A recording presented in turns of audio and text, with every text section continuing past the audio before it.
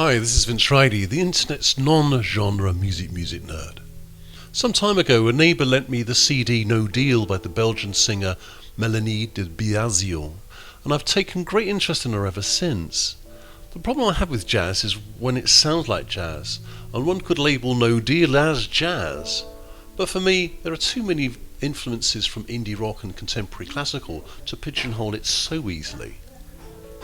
Her next album, Lilies, was even more fused and far more experimental, and her latest release, Il Viaggio, meaning travel in Italian, has really pushed the boat out.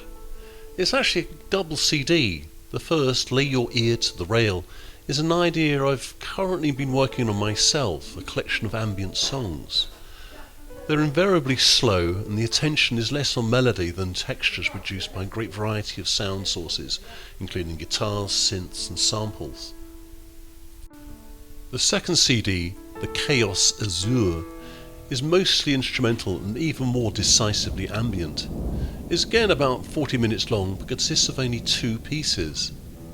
The title track is a slow, rather eerie mixture of, among other sounds, humming, cello, acoustic guitar, piano and birdsong, and lyrical singing only comes about 10 minutes into the track.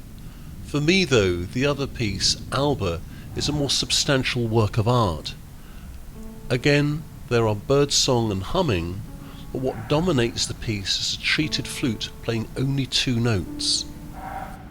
Paul Gauguin once said of Claude Monet, "Monet is just an eye, but what an eye."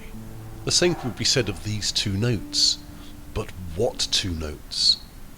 As a musician and music recorder myself, I've almost no interest in virtuosity, but in placing the right note in the right place at the right time.